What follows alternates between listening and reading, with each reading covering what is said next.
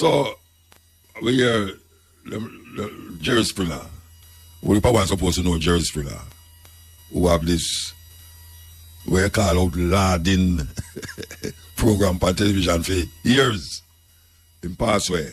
This is Mutabaruka. We want to present to you a wholesome kind of level of consciousness right now. So, subscribe and tell your friend them. This is Mutabaruka. You are listening to the Black Radar YouTube channel. Hit that subscribe button and keep listening. We want to speak to veteran attorney Hugh Small as it relates to the thing that is going around. Everybody is trying to figure out what is happening, especially amongst the people. So we can get some clarity. We turn to Hugh Small to give us some clarity. Good afternoon, sir. Good afternoon, Muta. Yes, sir. I see that you get a job on this group of ones who is going to shape Jamaica differently. It's a voluntary service. It is not a job. Well, but that's very important. Most important, not. I agree with you. Yeah, not since 1962, this has happened. So we really want to know, firstly, what is it that you and the group is doing, is going to do at this moment? Well, what are you mandated to do now? I'm a member of the Constitutional Reform Committee that has been set up by the Minister of Legal and Constitutional Affairs as an advisory committee to consider what are some of the changes that can be made at this stage to reform the Jamaican Constitution. The government of Jamaica, which consists of the party that forms the government and the opposition, have to work together for the amendment of the Constitution, because whatever proposal that they put into the reform process will eventually result in us having a referendum in which the people will be the final and decisive say in how the Constitution may be changed. So how you decide what to put up front to decide that this need to be changed? By what? How you decide that? The government set out some terms of reference that bind and control what we can do at this stage. They want to concentrate in the first stage on those changes that need a referendum. That is to say, those changes of the Constitution that can only be made if the people vote in favor of it. For example, to remove the British monarchy entirely from the Constitution of Jamaica. That is to say, the present Constitution, the one that we've had since independence, has the monarch, the Queen of England originally, and now the King of England as the head of the state of Jamaica, and the monarch, the Queen originally, and the King now are represented by the Governor General. Even the legislative, that is to say, the powers to make laws in Jamaica, involve a power to be exercised by the monarch through the Governor General. And one of the basic changes that has to be made now, that it is proposed to make now, is that the British monarch will be completely removed from the Jamaican Constitution, and we will have to have a head of state that is created by the Jamaican people to be the office, the institution that will play that role, all the roles that the King of England now plays. All right, so that means they're going to get rid of the Governor General, and they're going to get rid of what in the Constitution can be gotten rid of without returning to the Constitution to not validate it. In other words, are we going to use the yardstick of the Constitution to decide that this must stay and this must not stay? Or how you work that out? Yes, we have to use the yardstick of the Constitution, because all of the institutions of government in Jamaica are created under the Constitution. The Constitution is the supreme law of the land. Yes. Even the Parliament is established by the Constitution. The court system is established by the Constitution.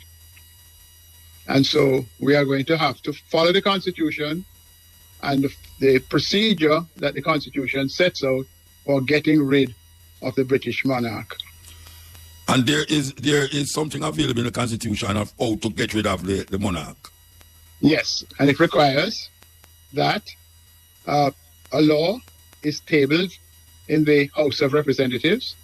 It has to sit on the table for 3 months before the debate starts. After the debate takes place, there has to be a vote on it in the House of Representatives. Then there has to be another period of waiting before it goes to the Senate. And after it goes to the Senate, there is another waiting before the people vote upon it in a referendum. And a referendum is the final stage of lawmaking that brings about those sections of the Constitution that are deeply entrenched, and those include the monarch as the head of state and the monarch as part of our legislation process. All right, so we get rid of the the king and the governor general office. Who is it that is going to select now the leader of the country, and what form of representation the people is going to get from that person? Well, there have been consideration of this point for many years here in Jamaica, but we have never got around to the present state where we are, where it's to actually take action. So that in 1995, there was a report that recommended that the head of state of Jamaica would be a president. And the president would have certain powers that included most of the powers and additional powers that the Governor General now exercises on behalf of the Queen. So we are going to have, if we are to establish a constitution that is Republican, to have a president. There are some people in the public who feel that we should have a president that has more power than the proposal that was made for the establishment of the presidency in 1995. And a number of people look at countries like the United States, where the president has a lot of executive power that gives her or him the power, for example, to propose certain laws and to make certain appointments. But the current thinking, particularly of the two political parties that form up the government of Jamaica, is that we should not have an executive president, but a president who is head of state that has powers similar to the powers that are now exercised by the Governor General. Oh, so it's like a figurehead then? The president would be a figurehead? Well, I don't want to call the president a figurehead, because the president would come into being as a result of the vote at the referendum. But he's a figurehead in the sense that if you compare the model that has been proposed with, say, the powers that the President of the United States, or for that matter, the President of many of the states in Latin America have, that president that is being proposed would not have as much power as those presidents. So the president that you're talking about, in which way, how we go about selecting that president? I know that individual, how do you go about it? Because there's two parties in Jamaica right now. And we can talk about a bipartisan selection, but we know that the two parties sometimes seem to be like one party. So how do we break the back of that stronghold? Sorry, I apologize. Yeah, to elect, how do we know? Because right now the Prime Minister is selected, right? Now, who is going to elect the president? Well, the proposals that were made in 1995, which is the base from which I think the government and the opposition now start. I'm not expressing my personal opinion, I'm expressing the opinion of what was in the 1995 proposal. Yeah. Is that there would be a consultation, that is to say, a talking between the leader of the opposition and the Prime Minister to find somebody who would be acceptable, not only to those two sides of the House of Representatives and the Senate, but also somebody who would be acceptable to the nation as a whole, as representing the nation as a whole. And that nomination would be voted on by each House of Parliament, sitting by itself, but voting by at least 2/3 in favor of the president. There are also proposals that perhaps the two houses of parliament could sit together and exercise that vote. But if you look at the current situation, you will see that in the House of Representatives, the party of which Mr. Hollis is a leader has more than 2/3 of that is it. Of the House of Representatives. So that is one of the things that has to be further discussed. I'm not expressing my personal opinion. Yeah, I understand. To assist in getting a better understanding of what is taking place. All right, there's a lot of argument around that the commission that is selected to do this work is not wide enough. There are more groups of people in Jamaica that could have been included in this commission. I don't know if you agree with it or not, but I personally feel that a lot of ones out there is feeling frustrated because they never get a chance to really involve in this such a momentous situation. Or what do you think about that?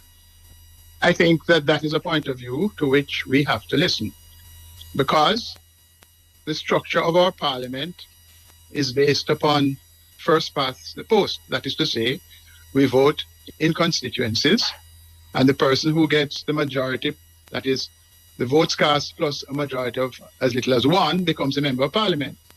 We do not have a system of proportional representation, so that there are a number of people and a number of opinions that are not represented in the way in which the parliament is now constituted.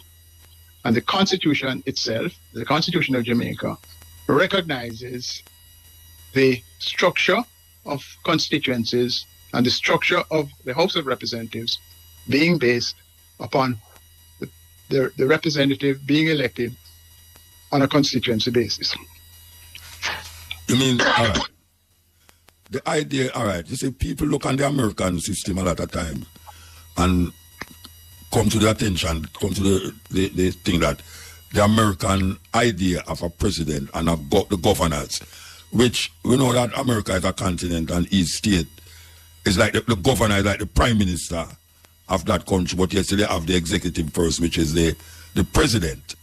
Now, with the president is always, in terms of the vote, is always either the Republican Party or the Democratic Party.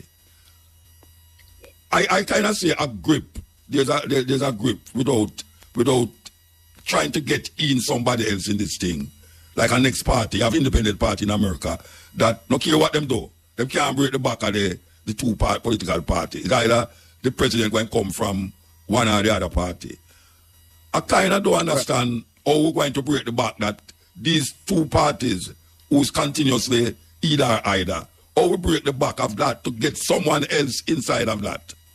All right, before I answer that, let me complete the answer to the first question. You heard me cough because I was having a, tickling in my throat.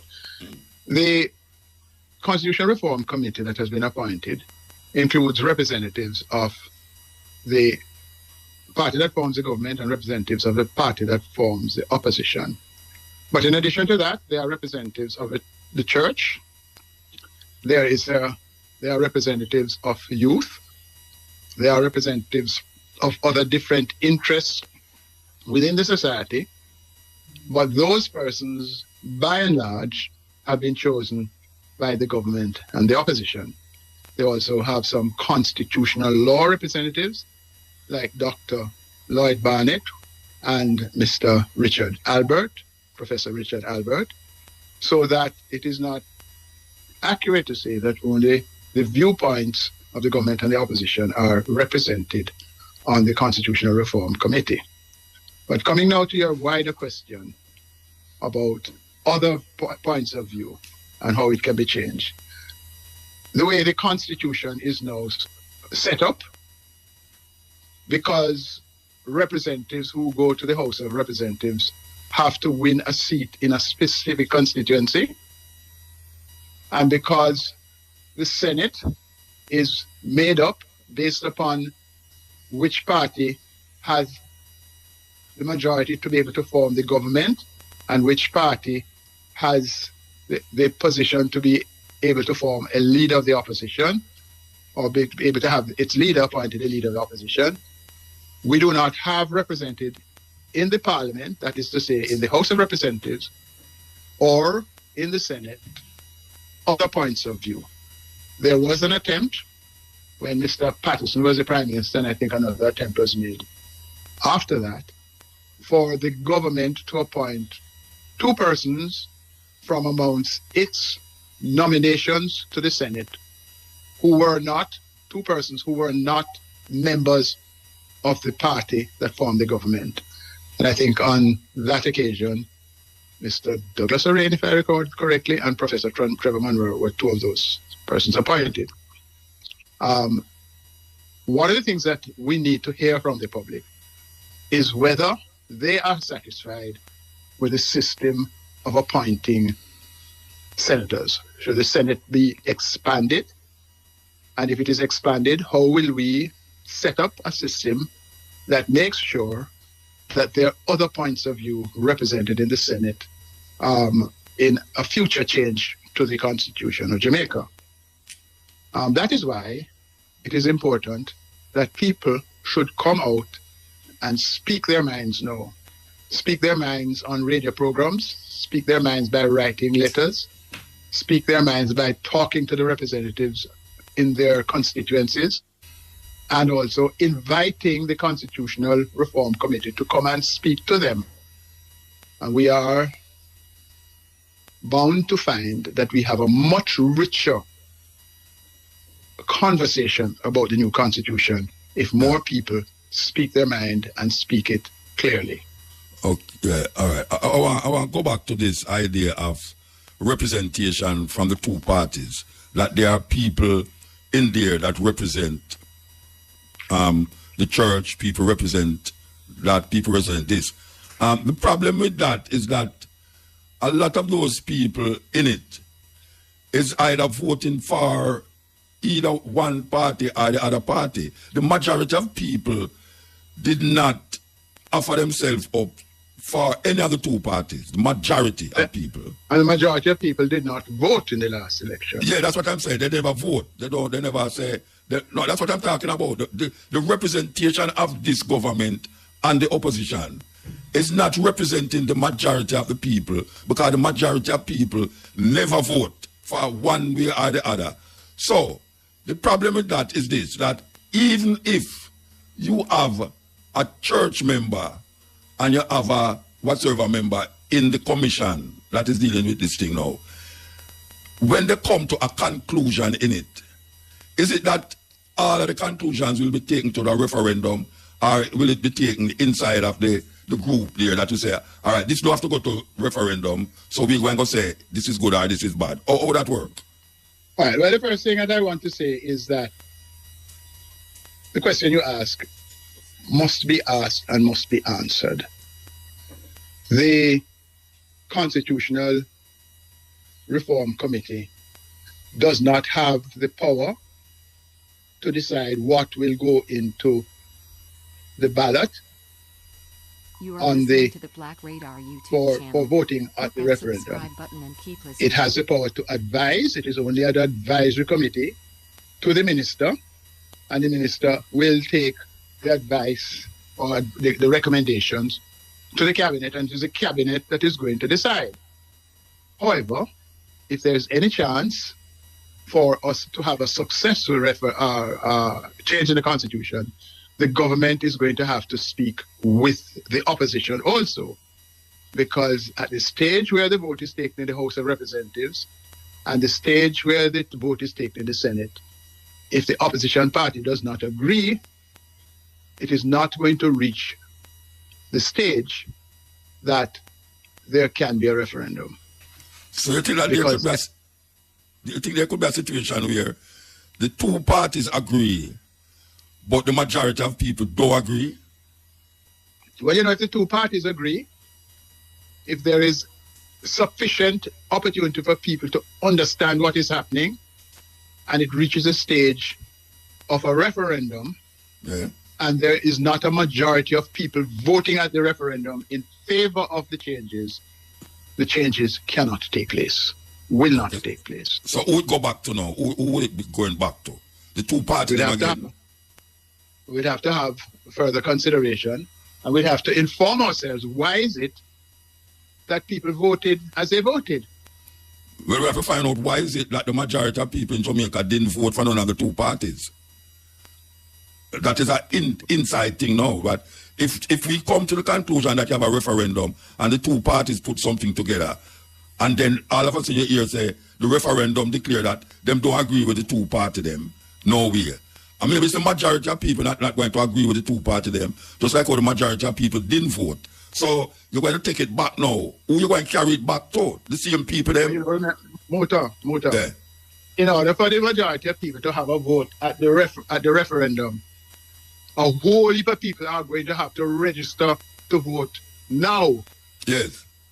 And they have to register to vote between now and the end of September. Yeah, but what? All right. So if the people, yeah, I hear you. I'm just talking about. You understand what I mean? Yes. If your vote count in how you think and your thoughts. The idea that maybe the people who did not vote, who decide to vote now, will not agree with the two party them. And in that case, there will be no change. So they can't go back then. They can't go back and find out why is it that the people never vote. What the two parties put up. Could they go back now and say, wait, I wonder why the people never vote for that situation? And then right. I think this is why we have to. Sorry, go ahead. No, I say the way I see how they could find out why when the people them vote, if they didn't vote for none of this, the argument that the PNP and the JLP put, and now they have a situation now, why is it that them didn't vote? Maybe they should go now into the crevices and the corners of Jamaica, in the town halls and in the churches and in everywhere, and find out why is it that the PNP and the JLP put forward a situation and the majority of people didn't find it necessary for vote. Yeah, but that hasn't happened yet. That hasn't yet happened.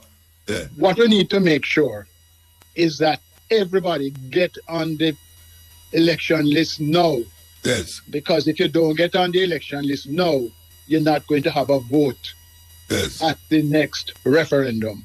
Yes. When is that? When you think that will take place? That referendum? Well, it is in the hands of the government and the opposition.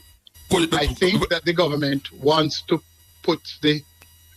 start the process by putting the law before the House of Representatives sometime this year, and to start the debate in the House of Representatives this year. And then there has to be a period of waiting before the debate starts. Yeah. And after the debate has finished, provided that there has been a two-thirds vote in the House of Representatives, and it goes to the Senate, it has another waiting period. And then after that, when the vote is taken in the Senate, it has to have the two-thirds vote, and that can only take place with cooperation of the opposition. Yes. And then there's a further period of waiting before the referendum can take place. But in when is the next general election? The next general election has to be held before the end of next year. No, 2025. 2025? Yes. All right, and all of this that we don't speak about now will happen before 2025. Well, I think that is the intention, and I think that I listened to a broadcast you made last year in which you spoke of the importance of symbolism, the important symbol of getting the Queen out of our Constitution. And you made that talk after Barbados had run ahead of us and got their republic established.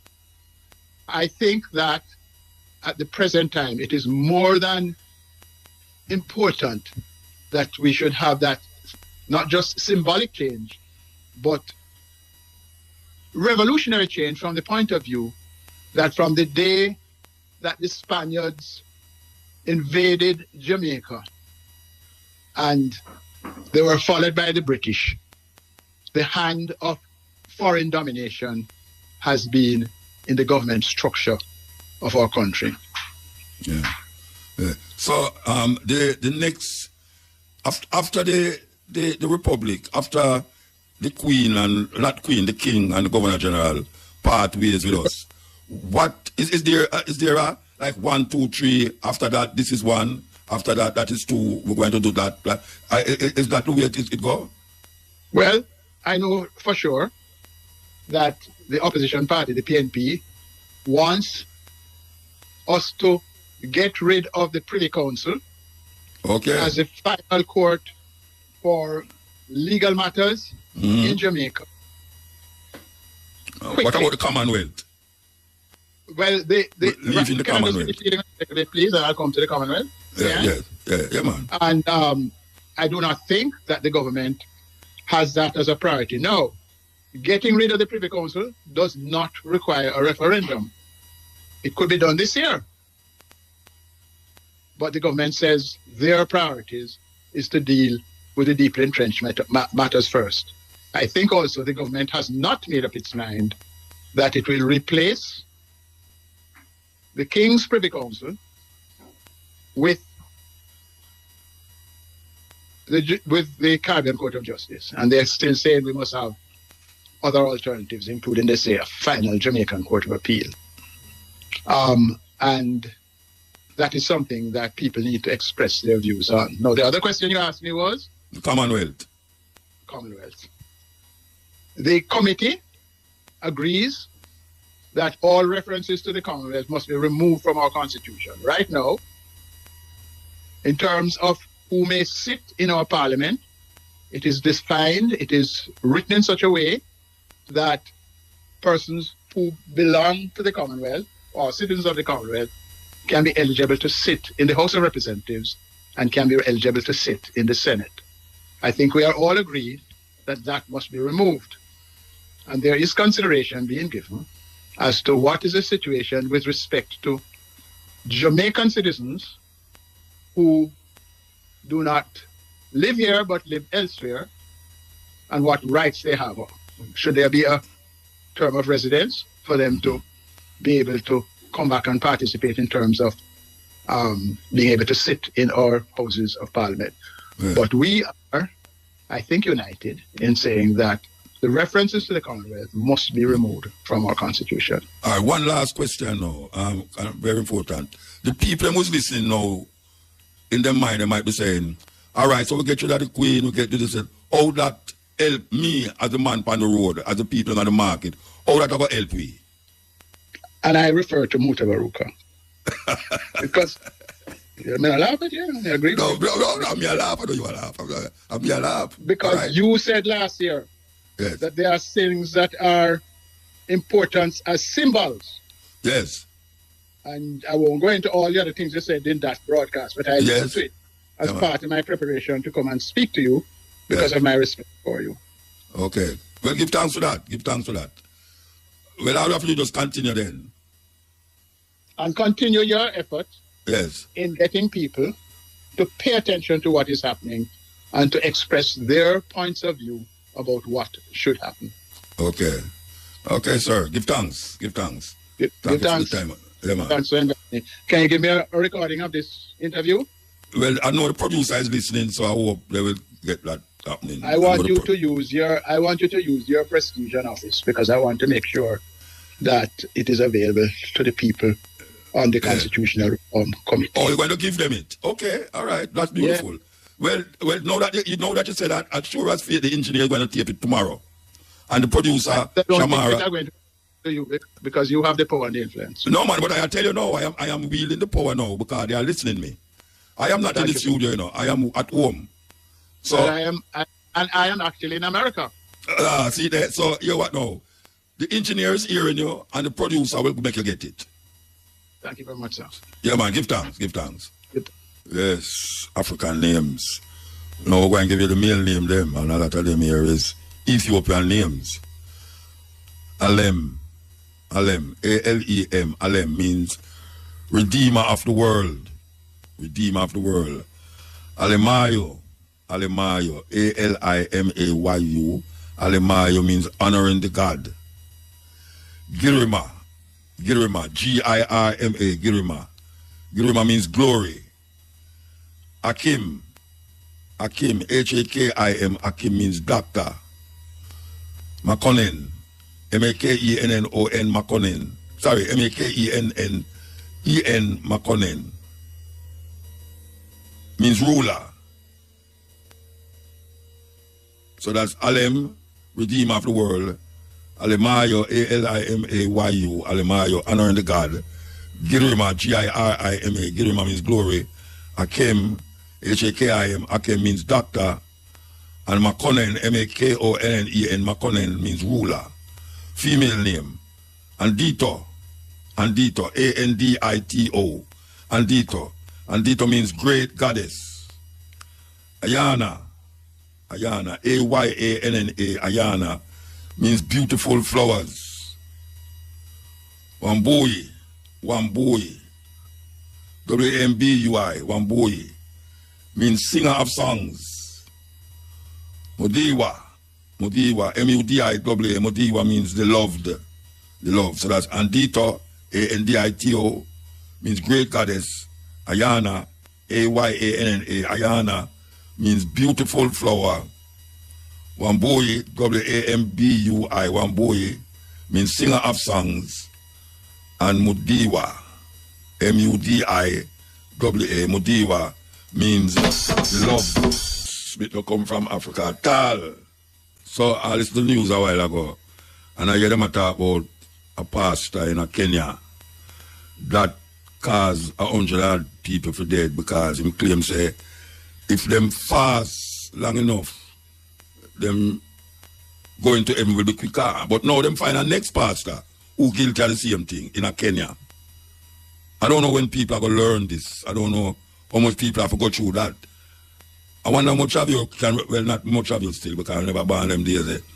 In a 1970 something, 78, somewhere like this. So, there was a man by the name of Jones, Jim Jones, and him had a following so big, like thousands of people following, but him start a commune in a Guyana, Georgetown, Guyana.